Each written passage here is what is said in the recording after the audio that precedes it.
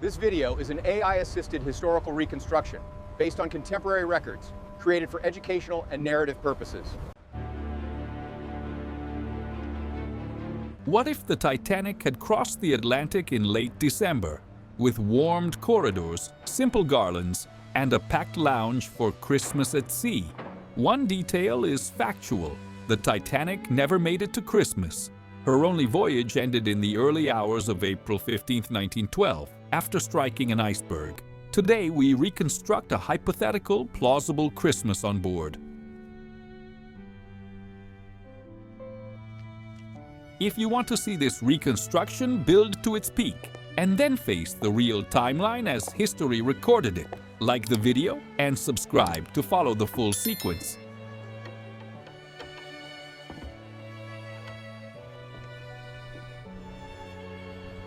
By late 1912, the Titanic would be, in theory, a floating city, nearly 882 feet long, with around 900 crew keeping everything running. This sequence is a hypothetical reconstruction, a period-plausible Christmas, understated without modern excess. On board, each class experiences the ship differently, but all depend on the same machine: service, warmth, food, and routine.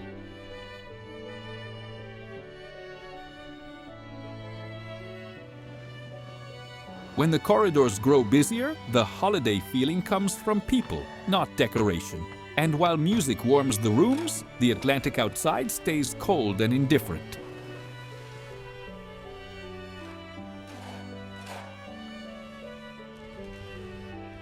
In 1912, any celebration on board would follow the ship's logic: schedules, etiquette, and whatever the crew can sustain for days. Decorations, if present at all, would be discreet. Sprigs, simple ribbons, nothing flashy. What truly changes is the human flow. More people in the public rooms, tables pushed together, groups forming around tea and music.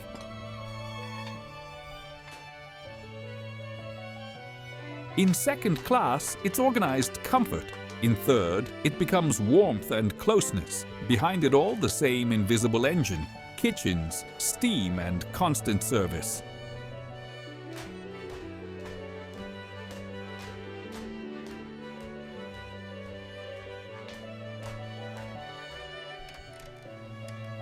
In first class, a plausible Christmas on board would feel more like routine than spectacle.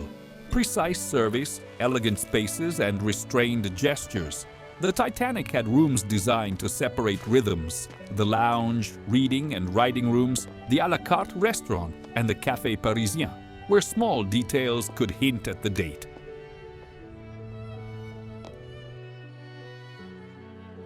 The mood is collective.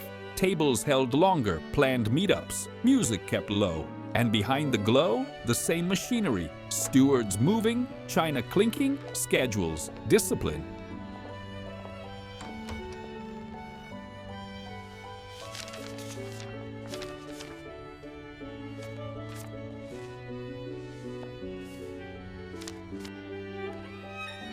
On a long crossing, symbolic dates change how spaces are used. People linger longer in the lounges and look for company.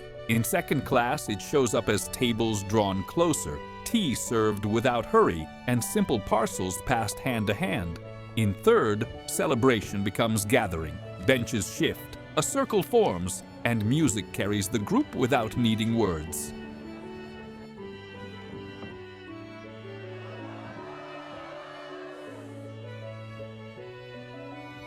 The crew doesn't join the party, but they hold it all up from behind. Heat, food, and order. And outside, the Atlantic remains icy, indifferent, and dark.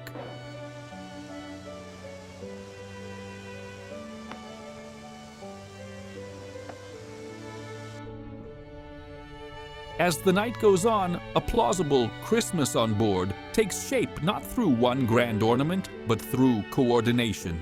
Service running in a steady rhythm, music prepared with care, lounges drawing more people than on an ordinary day. First class concentrates the shine and etiquette. Second, the organized social life.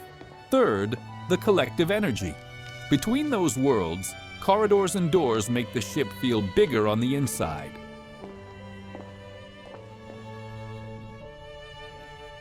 And the crew makes sure the gathering doesn't stall. Trays move, china returns, and the heat cannot fail.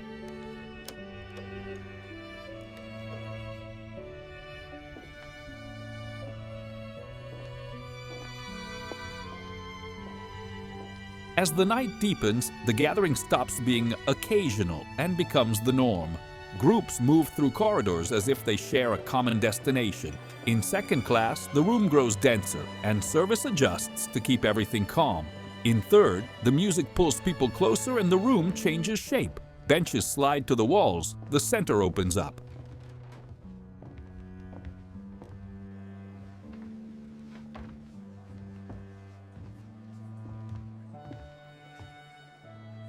For the crew, it's extra work. More trays, more hot water, more dishes coming back. It feels like a city staying awake, even in the middle of the ocean.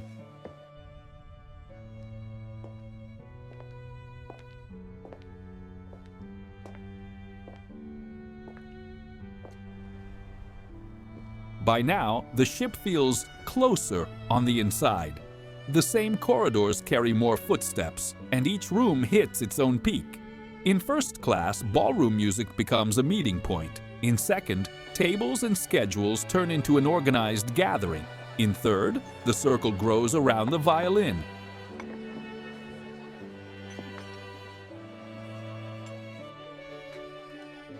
It's not one single event. It's several collectives happening at once, sustained by constant service. That's how the Christmas mood takes over, through simple gestures, repeated and shared.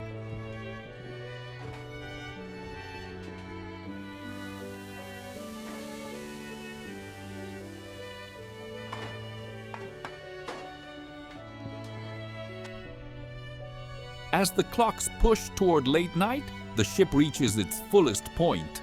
Musicians take the space, service speeds up without looking rushed, and the lounges stay occupied longer than usual. That's how a plausible Christmas on board reveals itself. Not as a show, but as a gathering held together by routine. In first class, music organizes the room. In second, tables become a shared moment. In third, the circle grows until it feels like a community. And behind closed doors, heat and steam keep working without pause.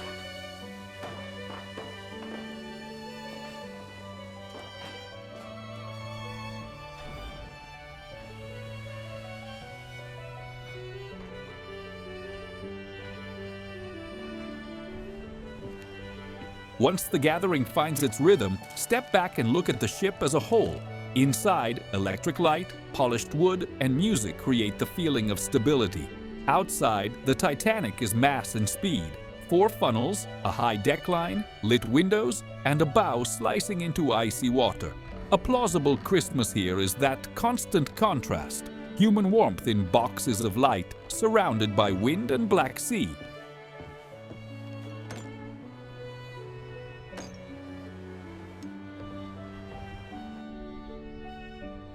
The night keeps moving, and the ship holds steady, as if nothing could ever break the routine.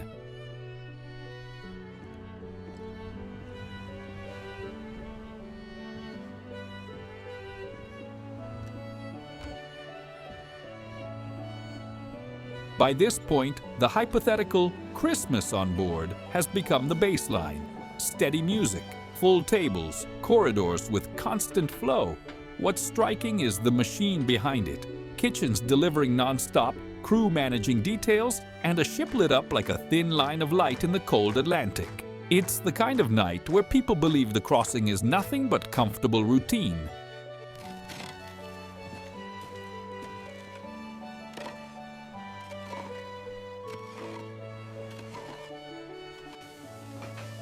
If you want to follow this reconstruction to the big collective moment, and then see how the real timeline changes everything, like the video and subscribe for the next blocks.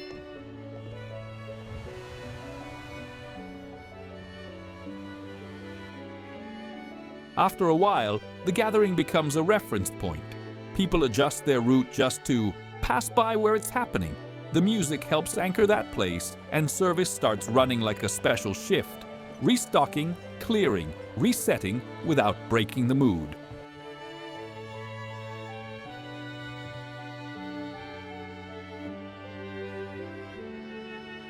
In a plausible 1912 Christmas, there wouldn't be non-stop euphoria, there would be steadiness. People arriving in waves, staying a few minutes, then trading places with others. Outside, the ship keeps shining, surrounded by cold and darkness.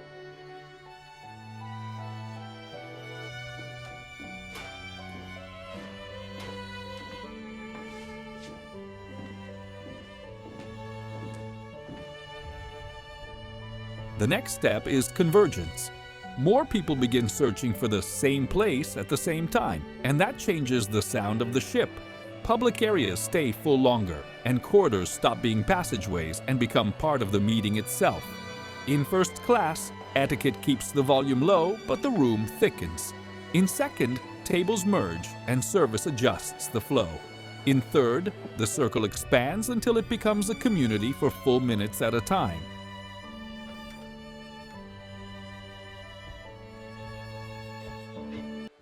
It's the kind of night where the collective feels like enough, even with the cold Atlantic outside.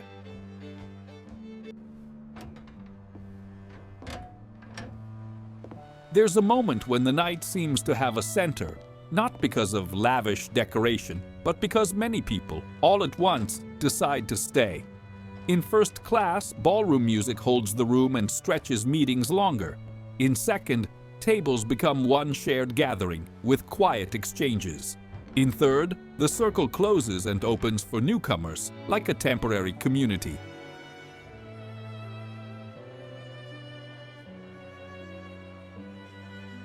It's a plausible 1912 Christmas, restrained, collective, and sustained by routine, while outside the cold still calls the shots.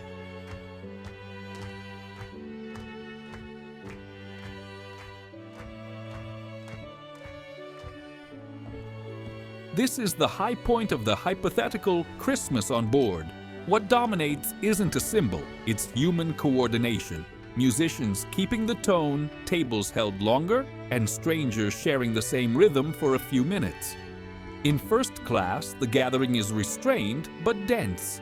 In second, the long table becomes a common meeting. In third, the circle reaches its maximum and moves like a single body.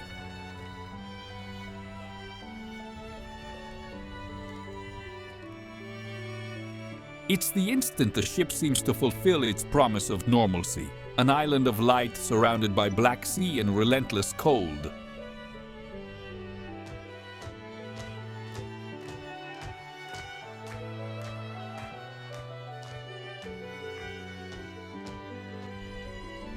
After the peak, what appears is quiet dismantling.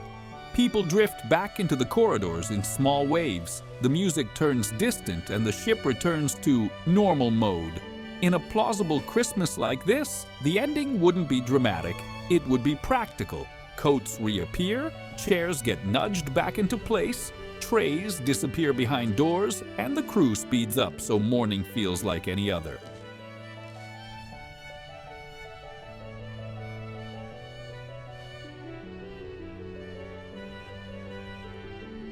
Outside, the wind stays the same, and the Titanic moves on as if nothing ever changed.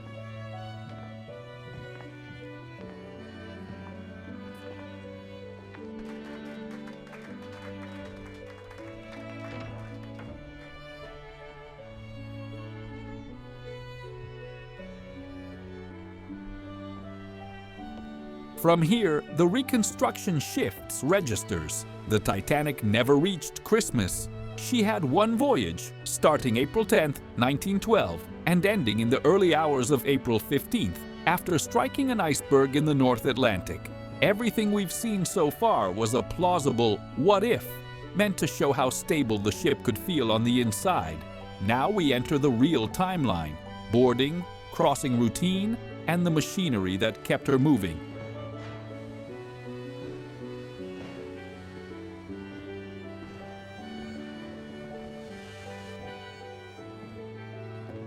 until the night when decisions, visibility, and ice mattered more than any comfort.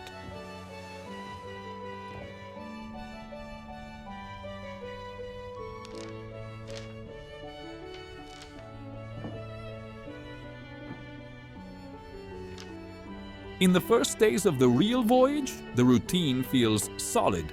Meals on fixed schedules, music at chosen times, and a ship that works like a system. The crew maintains ventilation, heating, and service in layers. Passengers move through lounges as if the ocean is just scenery. But April in the North Atlantic already brings the theme that matters: low temperatures, cold water, and ice warnings moving ship to ship.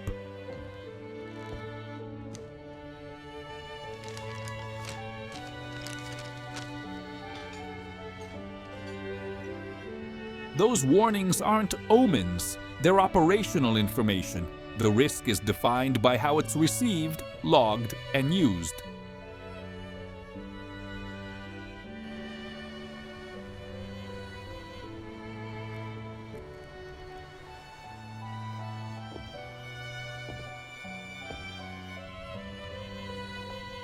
On April 14, 1912, the crossing enters a colder night with a very calm sea. Conditions that can reduce visual cues on the horizon. Throughout the day, ice warnings circulate between ships and arrive by wireless. This is normal practice, not a suspense scene.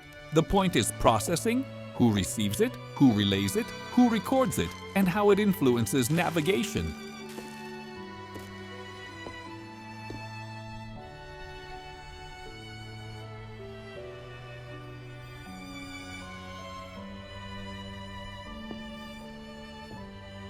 While passengers dine and walk warmed corridors, the bridge and the Marconi room deal with data. The gap between comfort and environment becomes sharper.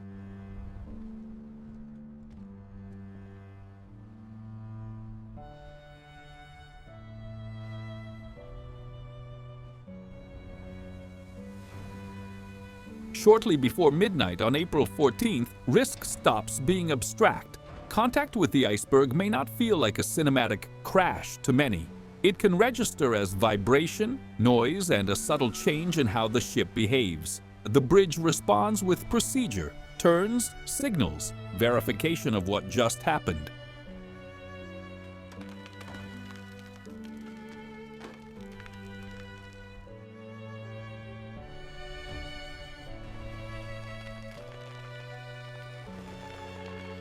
Next, the problem turns technical, water entering where it shouldn't, and the need to measure time and damage. From this point on, passenger routine and operational routine stop moving together.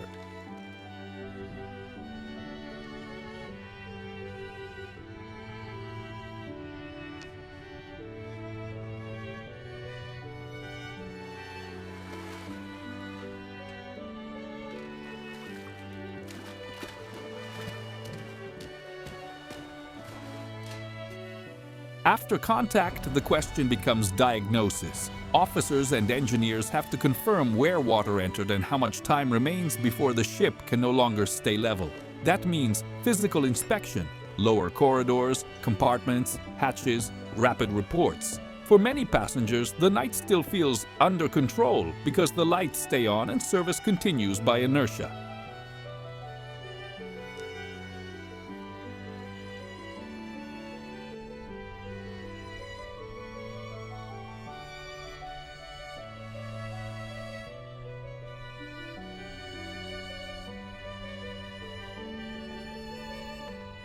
But the operational logic has already changed.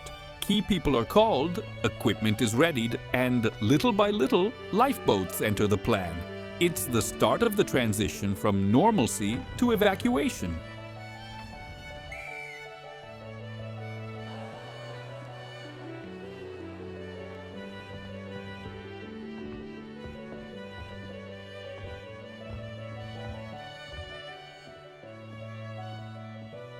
When the decision to use the lifeboats becomes action, the ship changes its language. Order has to override comfort. Gather people, explain procedure without panic, turn the deck into an exit point. It doesn't happen all at once. It happens in layers. Some take time to grasp the seriousness. Others comply quickly.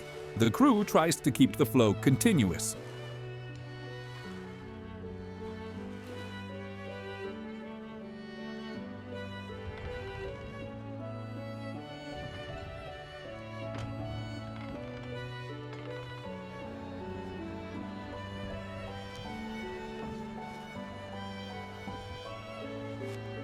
What you see is logistics, life vests, lines, checks, ropes, davits. From here on, the collective stops being a gathering and becomes directed movement.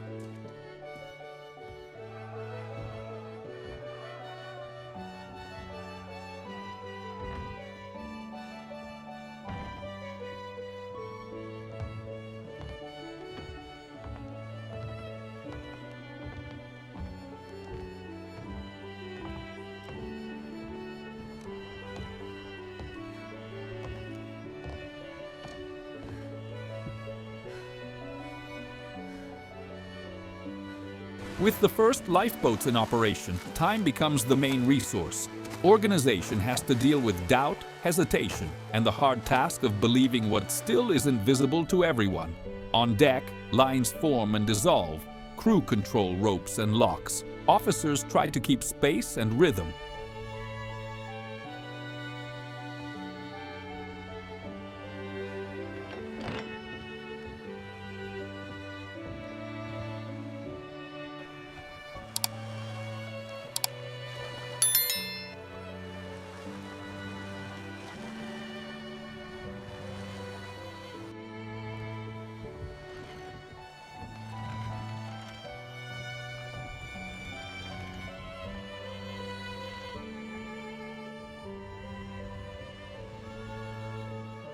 In parallel, the physics starts to show.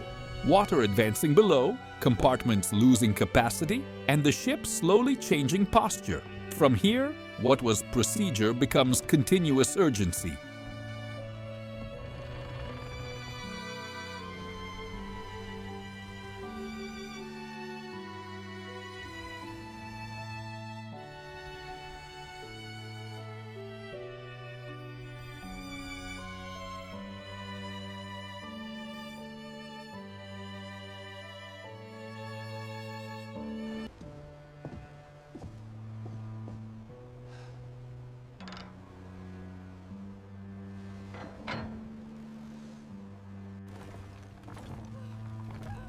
As minutes pass, the deck grows more exposed to the cold and the room to maneuver shrinks. Evacuation becomes technical repetition. Line up, board, lower, release, pull away. Anyone near the water feels the environment before they fully understand the ship's geometry changing. Even a slow list alters footsteps and decisions. Objects slide, doors resist, and the sound of the hull changes.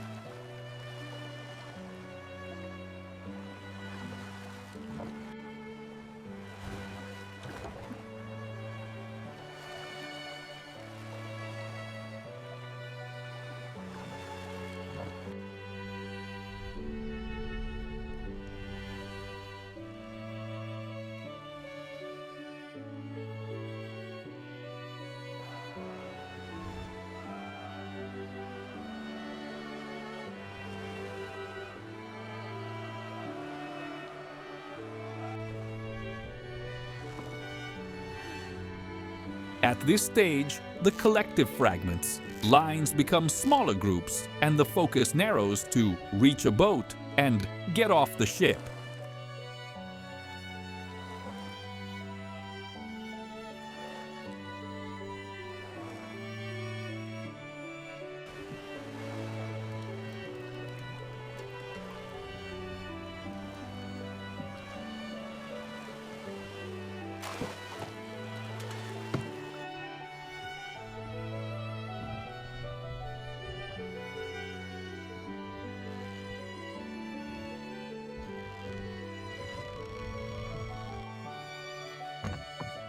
In the final minutes, almost everything becomes physics. A growing angle, structures under strain, and the struggle to move on surfaces that are no longer level.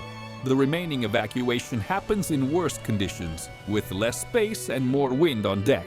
For those already in the boats, the Titanic is still a source of light and reference.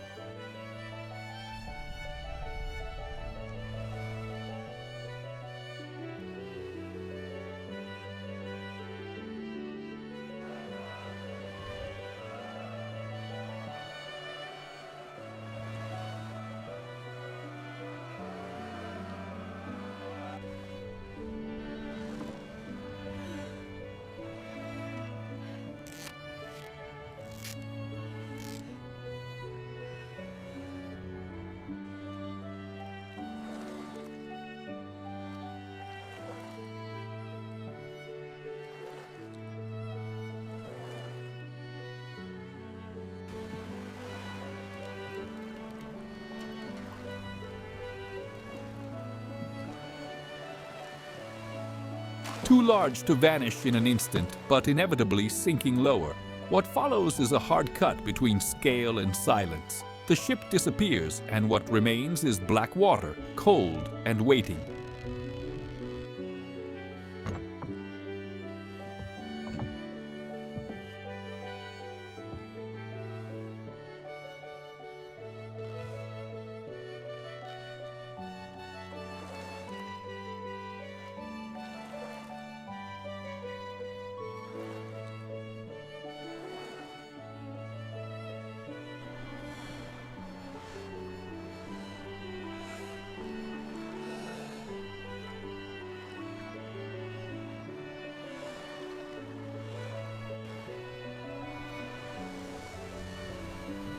After the lights go out, the scene becomes almost reference-free. Black water, wind, and cold. In the lifeboats, the immediate goal is simple and physical. Keep stability, organize space, reduce exposure. Distance turns what happened into silence, but the need for help becomes concrete. Signals, lanterns, attempts to locate other boats, any light on the horizon.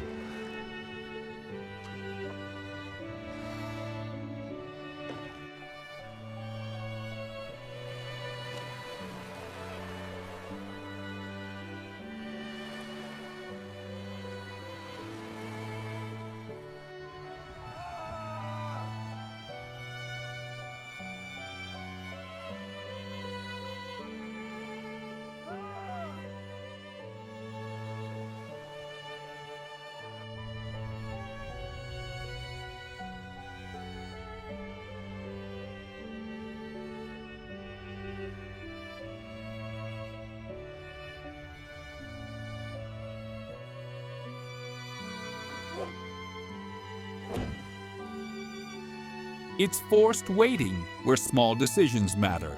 Row a little, stop, cover hands, keep the boat pointed into the wind. The story continues, now outside the ship.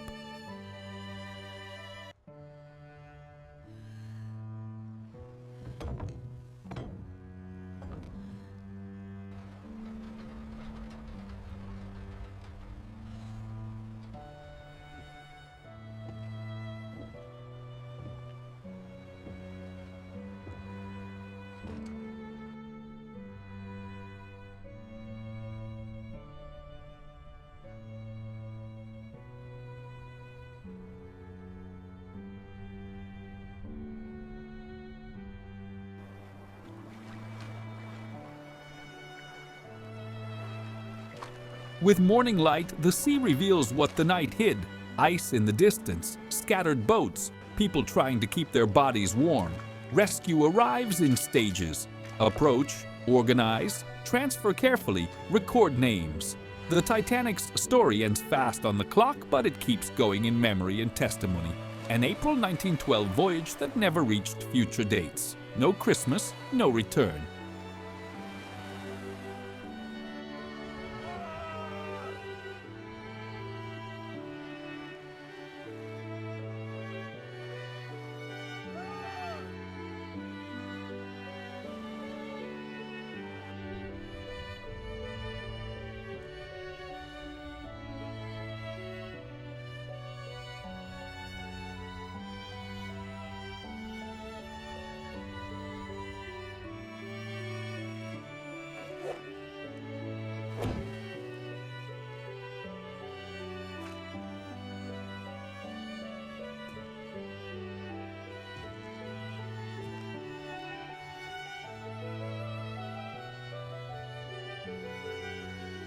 That's why the "what if" at the start matters. It shows how normal can feel complete, right up until physical reality cuts straight through it.